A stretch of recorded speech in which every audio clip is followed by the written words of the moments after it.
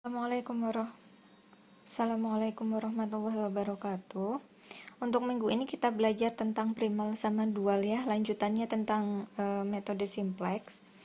Nah, untuk primal sama dual ada beberapa catatan yang sudah saya catatkan di sini dari poin A sampai poin G. Di sini saya jelaskan satu persatu. Untuk yang A, bahwa untuk setiap soal program linear itu pasti punya satu soal program linear lain yang terkait yang disebut dual. Sedangkan masalah aslinya atau masalah yang pertama itu disebut primal. Jadi masalah pertama itu disebutnya adalah primal, untuk yang kedua namanya dual. Nah, kemudian di sini untuk solusinya, nilai optimum masalah primal itu sama dengan nilai optimum pada masalah dual untuk Z-min sama Z-max-nya. Nah, kemudian yang D, untuk mentransformasikan masalah primal menjadi masalah dual, bentuk primalnya harus dalam bentuk standar. Nah, bentuk standar untuk masalah primal dual itu seperti apa? Itu dijelaskan pada poin E sama poin F. Pada poin E, untuk masalah maksimasi atau masalah Z maksimum, bentuk standarnya adalah fungsi kendala tandanya harus kurang dari atau sama dengan. Sedangkan untuk masalah minimasi, bentuk standarnya berupa fungsi kendala yang tandanya lebih dari atau sama dengan. Nah, untuk poin yang terakhir, pada bentuk standar primal maupun dual, nilai ruas kanan boleh negatif.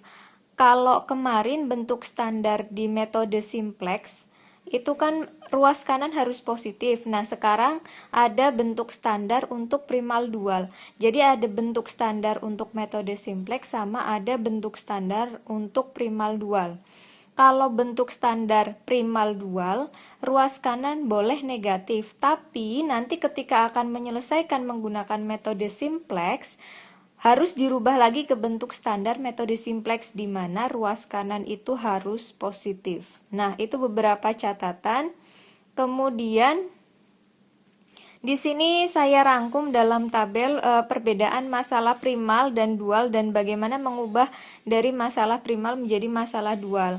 Untuk yang pertama, untuk baris yang pertama, jika di primalnya itu soalnya berupa maksimasi dan bentuk standarnya itu kan kurang dari atau sama dengan kalau maksimum ya, Z maksimum, maka nanti di dualnya kebalikannya. Jadi nanti di persoalan dualnya Z-nya menjadi Z-min, kemudian semua tanda pertidaksamaan pada fungsi kendalanya bentuknya lebih dari atau sama dengan.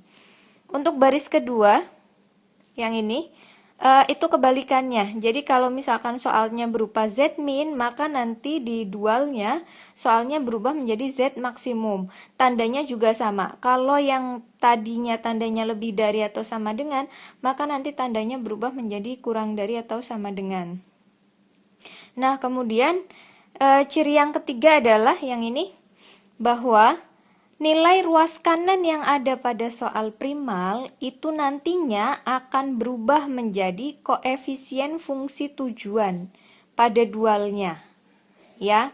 Kemudian yang keempat, di sini kebalikannya. Jadi koefisien fungsi tujuan nanti akan koefisien fungsi tujuan yang ada di primal akan berubah menjadi nilai ruas kanan yang ada di dual. Kemudian yang berikutnya, matriks koefisien fungsi kendala. Matriks koefisien fungsi kendala pada soal aslinya atau pada primalnya itu nanti akan berubah menjadi transposnya. Jadi matriks koefisiennya nanti ditranspos untuk menjadi koefisien fungsi kendala pada dual. Nah, yang berikutnya tentang tanda sama dengan. Kalau dari tadi kan kita bahasnya kalau soalnya ada tanda lebih dari atau kurang dari. Sekarang kalau misalkan ada di fungsi kendala yang tandanya sama dengan, itu tidak usah diapa-apakan, tidak berubah. Maksud saya ketika di primal ada tanda sama dengan, maka nanti di dualnya tandanya ngikutin dari bentuk standarnya. Misalkan di primal itu soalnya Z maksimum, di dual kan menjadi Z minimum. Nah, berarti nanti tandanya lebih dari atau sama dengan dan sebaliknya. Kemudian yang terakhir itu kebalikannya dari poin sebelumnya. Nah, bagaimana sih aplikasinya? Ini saya jelaskan di contoh di sini. Nah, di sini ini ada contoh, ini primal. Primal adalah soal aslinya. Z maksimum 3x1 ditambah 5x2 ditambah 4x3. Kemudian fungsi kendalanya 2x1 min x2 plus 3x3 kurang dari sama dengan 6. Dan x1 plus 2x2 plus 4x3 kurang dari sama dengan 8. Di sini bisa kalian perhatikan. Di sini soalnya Z maksimum dan bentuk standarnya adalah kurang dari atau sama dengan. Itu artinya soal ini sudah dalam bentuk standarnya primal dual. Ya. Nah, kemudian untuk merubahnya atau kita mencari soal dualnya, seperti tadi yang sudah saya rangkum pada tabel, Z min akan berubah, Z maksimum akan berubah menjadi Z minimum. Kemudian yang berubah lagi adalah ruas kanan, di sini ada 6, ada 8.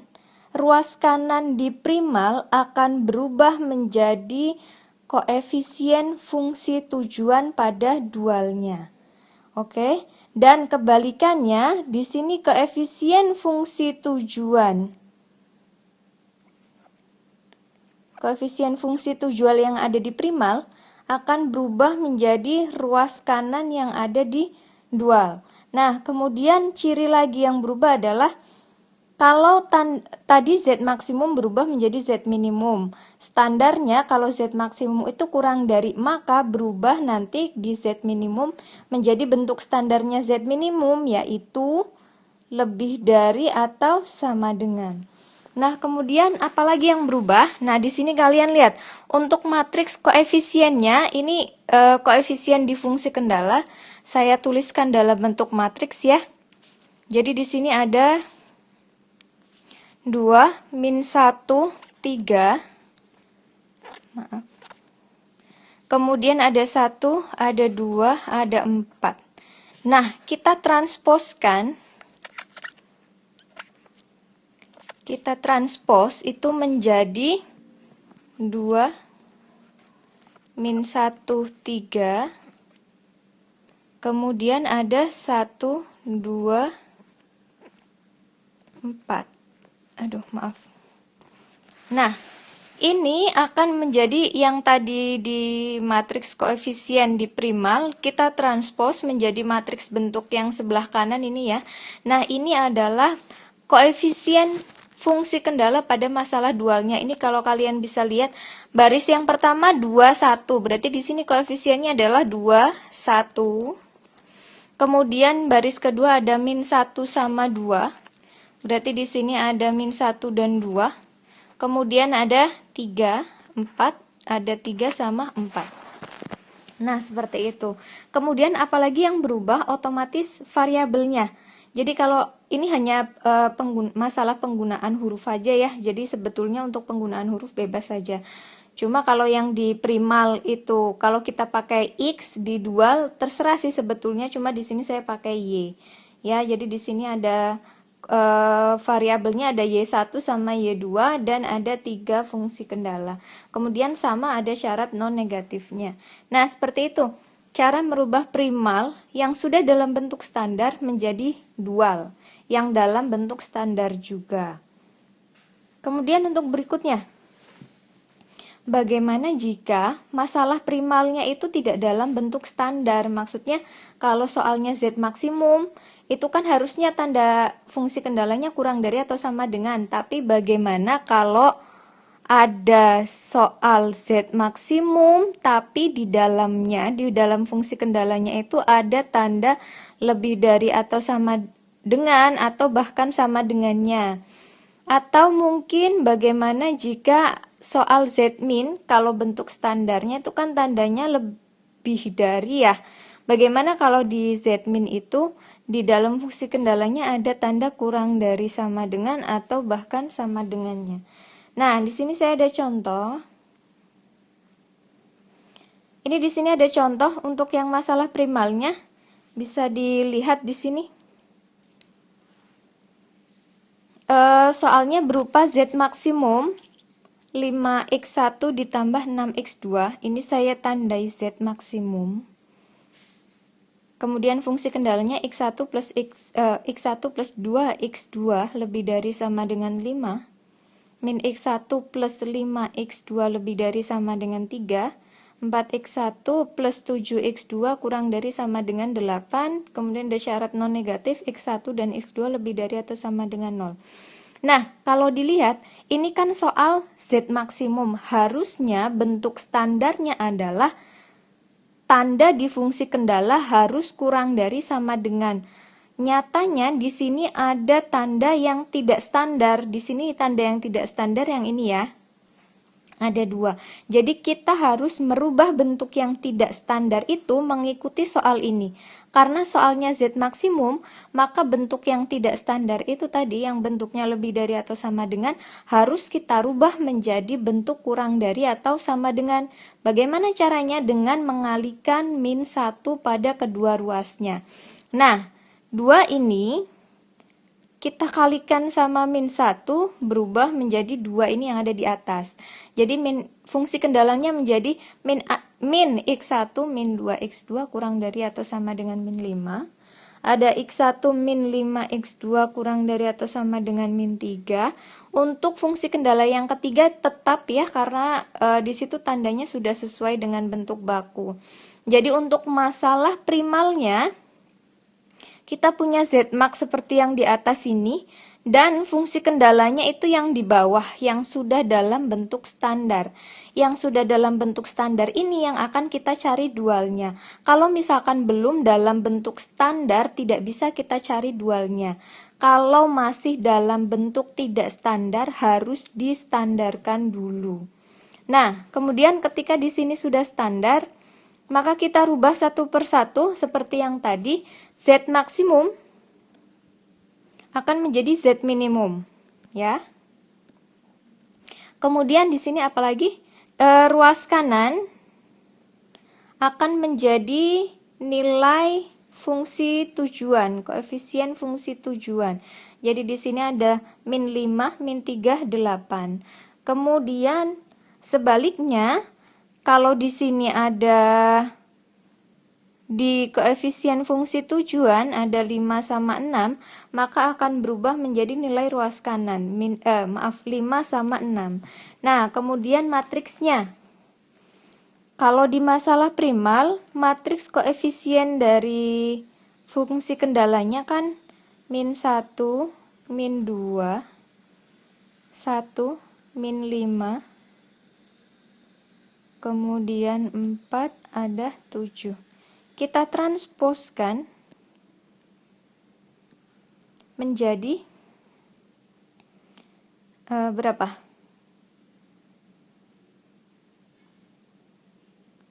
Min 1, 1, 4, dan menjadi min 2, min 5, maaf ini susah, min 5 dan 7. Nah, di sini koefisien dari fungsi kendalanya seperti ini. Jadi kita lihat ada baris pertama ada min 1, 1, 4 ya, min 1, 1, 4, maka di sini koefisiennya adalah min 1, 1 sama 4. Kemudian di baris kedua ada min 2, min 5 sama 7, maka di sini koefisiennya ada min 2, min 5 sama 7. Nah, seperti itu untuk merubah dari primal menjadi dual jika bentuknya tidak standar. Nah, ada satu contoh lagi yang tidak standar. Bagaimana jika ada tanda sama dengan? Sebetulnya hampir sama sih. Nah, kita lihat di sini. Di sini soalnya adalah Z maksimum. Di soal Z maksimum itu harusnya bentuk standar dari fungsi kendalanya bertanda kurang dari atau sama dengan. Nah, kita lihat di sini fungsi kendalanya. Fungsi kendalanya ada beberapa yang tidak standar, yaitu ada lebih dari sama dengan sama dengan. Nah, berarti kita harus merubah yang tidak standar itu. Tapi yang kita rubah yang tanda lebih dari atau sama dengan. Jika ada tanda sama dengan saja seperti yang ini, kita biarkan aja, nanti saya jelaskan proses perubahannya seperti apa. Nah, di sini yang tidak standar tanda yang lebih dari atau sama dengan ya, atau fungsi kendala yang pertama. Jadi kita rubah dulu yang tidak standar itu yang pertama menjadi bentuk standar, yaitu bentuk kurang dari atau sama dengan. Jadi kita kalikan semuanya dengan min 1, jadinya min x1 dikurangi 2x2 dikurangi x3 kurang dari atau sama dengan min 2. Nah, berarti di sini kita punya fungsi kendalanya yang pertama ini, kemudian yang kedua tetap ya x2 ditambah x3 kurang dari sama dengan 1, yang ketiga ada x1 plus 2x2, 2x3 sama dengan 1. Sekarang kita rubah fungsi ininya. Kita lihat dulu di ruas kanannya. Di ruas kanannya, di sini kita lihat ada min 2, 1, 1. Itu akan menjadi koefisien fungsi tujuan. Ada min 2, 1 sama 1. Kemudian setelah di ruas kanan, di fungsi tujuan kita punya 1, 2, 1 di primalnya. Maka koefisien fungsi tujuan tersebut yang ada di primal akan berubah menjadi ruas kanan. Ada 1, 2, 1. Kemudian untuk tandanya Z maksimum menjadi Z minimum, kemudian kurang dari berarti nanti semua tanda yang ada di dualnya adalah lebih dari atau sama dengan. Nah, di sini bisa dilihat lebih dari atau sama dengan semua, termasuk yang tandanya sama dengan. Untuk koefisien fungsi kendalanya, kita transpose dulu matriksnya. Untuk matriks yang masalah primalnya, di sini ada 1, min 2, min 2, kemudian min 1, ada 0, 1, 1, terus ada 1, 0, 2. Kita transposkan menjadi 1, min 2, min 1, 0, 1, 1, dan 1, 0, 2. Nah, itu akan menjadi koefisien fungsi kendala pada dualnya. Kita lihat. Pada baris pertama atau fungsi kendala yang pertama adalah 1, 0, 1 koefisiennya. Berarti di sini ada 1, Y1 ditambah 0, Y2 ditambah 1, Y3. Kemudian untuk fungsi kendala yang kedua, koefisiennya adalah min 2, 1, 0. Berarti, di sini ada min 2, ini salah, harusnya ada minnya. Min 2Y1 ditambah 1Y2 ditambah 0Y3. Kemudian untuk fungsi kendala yang ketiga, koefisiennya adalah min 1, 1, 2. Berarti di sini ada min Y1, ini juga kurang tanda minus. Min Y1 ditambah 1Y2 ditambah 2Y3. Nah, kemudian perbedaannya apa di sini kalau tanda sama dengan? Kalau tanda sama dengan, fungsi kendalanya tetap berubah mengikuti bentuk standar dari Z minimum atau maksimum, tergantung soalnya ya. Cuma yang membedakan adalah di sini kita lihat di masalah primal. Di masalah primal bentuk sama dengan itu merupakan fungsi kendala yang ketiga. Ini di sini sama dengan merupakan fungsi kendala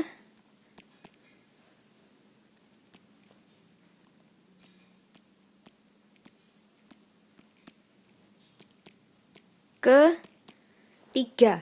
Makanya nanti di masalah dual, variabel ketiga itu tidak terbatas pada tanda. Maksudnya, kalau biasanya variabel itu kita harus lebih dari atau sama dengan 0 atau positif gitu ya. Nah, di sini karena di sini tandanya sama dengan, perbedaannya cuma di situ. Jadi Y3-nya itu tidak terbatas tanda, maksudnya bisa positif, bisa negatif. Begitu itu contoh kalau masalah primalnya memuat tanda sama dengan. Begitu ya.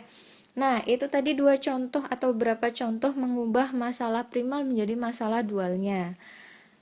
Di slide berikutnya, saya jelaskan tentang solusinya. Bagaimana solusinya? Kalau tadi kan cuma menjelaskan tentang perubahan soalnya ya. Nah, sekarang kalau solusinya, di sini saya sudah punya dua contoh bentuk primal atau contoh soal primal.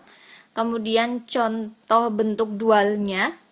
Kita lihat Z di sini maksimum berubah menjadi minimum. Kemudian koefisien fungsi tujuannya 5, 12, 10 menjadi ruas kanan di dual 5, 12, 10. Apalagi yang berubah? Di sini ruas kanannya ada 10 sama 15 berubah menjadi koefisien fungsi tujuan 10 sama 15. Apalagi yang berubah?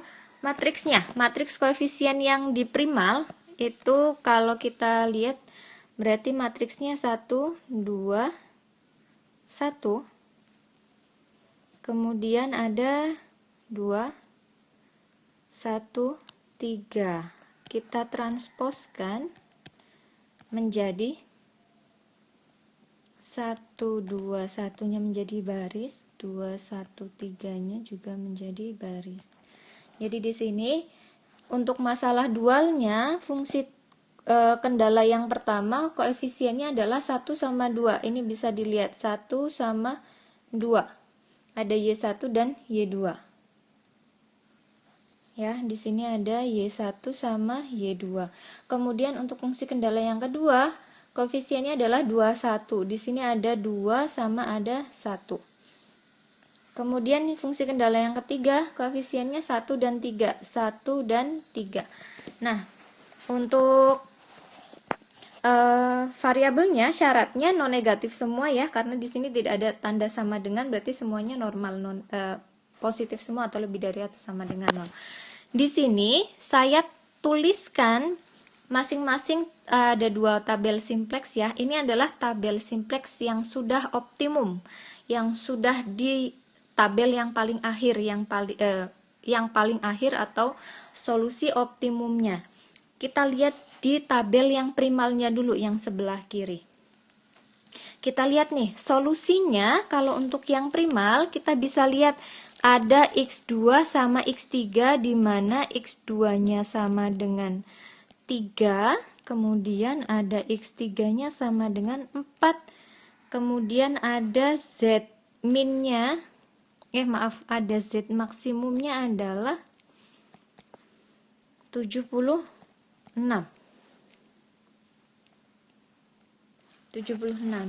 Nah, kemudian kita lihat di koefisien di nilai ZJ min CJ pada S1 sama S2. Pada S1 sama S2 di sini ada nilai 5,2 dan 1,6. Sekarang kita perhatikan di tabel yang dual. Coba diperhatikan. Jadi, kalau perbedaan antara tabel primal sama tabel dual adalah ketika kalau X1, X2, X3 itu namanya variabel utama ya. Kalau S itu berarti variabel slack atau surplus, bisa slack bisa surplus tergantung soalnya. Nah, kalau di masalah primal ketika dia menjadi variabel utama, maka nanti di dualnya posisinya akan berubah menjadi variabel slack atau surplus. Begitu juga sebaliknya. Ketika di primalnya dia adalah S1 sama S2 atau S3 dan seterusnya, pokoknya yang S gitu ya, maka nanti di dualnya dia akan menjadi variabel utama. Coba kita lihat. Di sini yang menjadi solusi untuk yang dualnya ya, untuk yang tabel kedua bisa dilihat Y2 sama Y1. Kemudian ada S1. Jadi yang menjadi solusi kan hanya Y2 sama Y1 ya. Y1-nya 5,2 dan Y2-nya Y2-nya di sini sama dengan Y2 sama dengan 1,6. yang masuk ke variabel basis ada juga S1 dengan nilai 3,4. Nah, dilihat di sini nilai Z-nya sama ya. Nilai Z min-nya sama-sama 76. Walaupun satunya maksimum, satunya minimum, tapi nilainya sama-sama 76. Nah, sekarang kita lihat nih. Untuk di tabel primal, X2 dan X3 kan nilainya 3 sama 4. Nah, ini kan variabel utama ya, X2 sama X3. Maka nanti di tabel yang dual, dia akan menjadi variabel S, surplus atau slack. Coba kita lihat. Kalau X2 berarti dia akan, nah, kalau X2 dia akan berubah menjadi S2. X3 akan berubah menjadi S3. Coba kita lihat di paling bawah nilai ZC min CJ-nya di sini adalah min 3 sama min 4. Tapi kok beda di sini 3 sama 4, di sini min 3 sama min 4. Nah, di sini kenapa negatif? Karena kita soalnya adalah minimum, dan padahal kita tahu bahwa variabelnya itu kan tidak boleh negatif ya.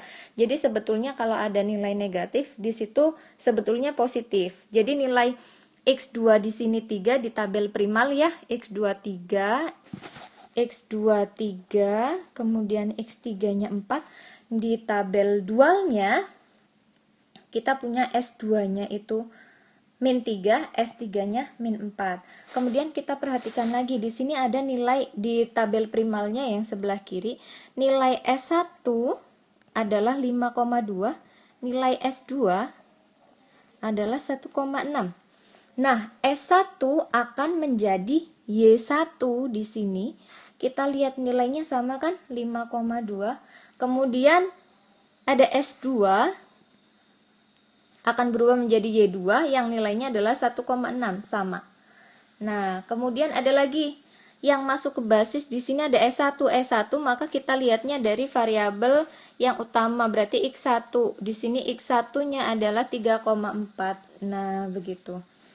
Jadi itu. Jadi sebetulnya kita bisa menemukan solusi untuk masalah dual hanya dari solusi pada tabel primalnya saja atau sebaliknya. Jadi tanpa harus menyelesaikan masalah dual dengan simplex, kita bisa menemukan solusi untuk masalah dualnya dari tabel yang primalnya, begitu. Nah, di sini untuk rangkumannya ya. Perbedaan untuk solusi di primal sama di dual. Yang pertama, Z maksimum dan Z minimumnya sama-sama 76. Kita lihat 76. Kemudian yang kedua, X2 dan X3 pada tabel primal itu menjadi solusi atau berada di variabel basis. Sedangkan tadi saya bilang kalau X atau variabel utama itu akan menjadi S. Nah, kita lihat kalau yang di primal dia menjadi basis, maka nanti di dualnya dia tidak akan menjadi basis, tidak ada di dalam basis. Nah, di sini S2 sama S3 kan di luar basis, yang ada di basis di tabel dualnya adalah Y2 sama Y1. Ini tabel primal, ini tabel dualnya. Nah, kemudian yang ketiga, ini nilai yang ada di basis kan tadi X2 sama X3 ya, yang di tabel primal, sedangkan yang lainnya berarti di luar basis. X1, S1, dan S2 ada di luar basis. Berarti kebalikannya, X1 berarti nanti S1 ya, korespondensinya dengan S1. S1 korespondensinya dengan Y1, kemudian Y2 S2 korespondensinya dengan Y2. Kalau yang di primal X1, S1 dan S2 itu ada di luar basis, maka nanti korespondensinya ada di dalam basis. Di sini kita lihat S1, Y1 dan Y2 ada di dalam basis. Nah, kemudian untuk nilainya sekarang. Untuk nilainya X2 dan X3 itu 3 dan 4, maaf. Nah, berarti korespondensinya X2 adalah S2. Di sini kita lihat nilai S2-nya 3 dan nilai S3-nya adalah 4. Ya.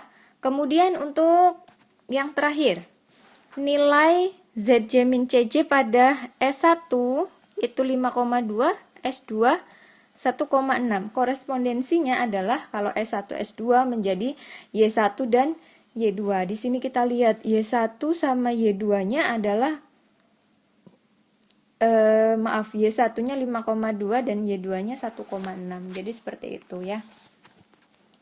Nah, ini yang terakhir. Saya ada latihan nih di sini.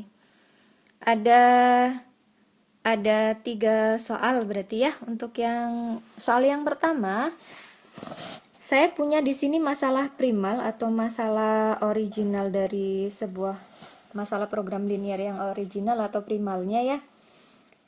Soal yang pertama, kalian harus menentukan soal dualnya itu seperti apa. Yang tadi, misalkan merubah, yang ini kan Z maksimum di primalnya. Maka nanti berubahnya menjadi apa, kemudian fungsi kendalanya menjadi bagaimana. Nah, kemudian untuk soal yang kedua, dari tabel optimum primal yang diketahui, ini tabel optimum primal. Dari tabel optimum primal yang diketahui, tentukan solusi primalnya. Jadi, ini kan sudah tabel optimum. Kira-kira solusinya berarti gimana? Maksudnya, Z maksimumnya berapa? Ini kan soalnya, ini tabelnya ya. Z maksimumnya berapa? Kemudian X1 berapa? X2-nya berapa? Ya, seperti itu. Itu untuk soal nomor 2. Kemudian untuk soal nomor 3, tanpa menyelesaikan masalah dualnya, kan tadi masalah dualnya sudah kalian dapatkan pada jawaban nomor 1.